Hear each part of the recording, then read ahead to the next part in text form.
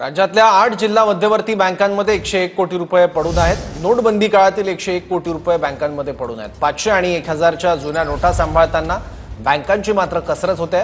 कोल्हापूर जिल्हा बँकेकडे सर्वाधिक 25 कोटींची रोकड पडून आहे।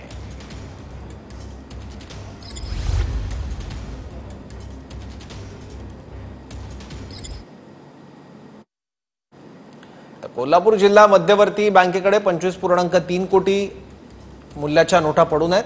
पुणे जिल्हा मध्यवर्ती बँकेकडे 22.2 कोटी, नाशिक जिल्हा मध्यवर्ती बँकेकडे 21.3 कोटी, तर सांगली जिल्हा मध्यवर्ती बँकेकडे 14.7 कोटी।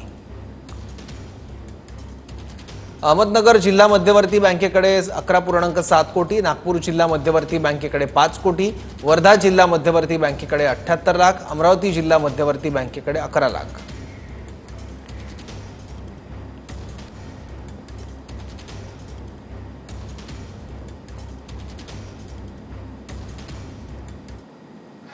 या नोटा आमच्या जिल्हा मध्यवर्ती बँकेच्या आहेत, त्यामुळे आम्हाला नफ्यातून तरतूद करावी लागली आणि आता हा सुप्रीम कोर्टामध्ये आम्ही यासाठी दाद मागितलेली आहे। आता तिथं ही याचिका पेंडिंग आहे।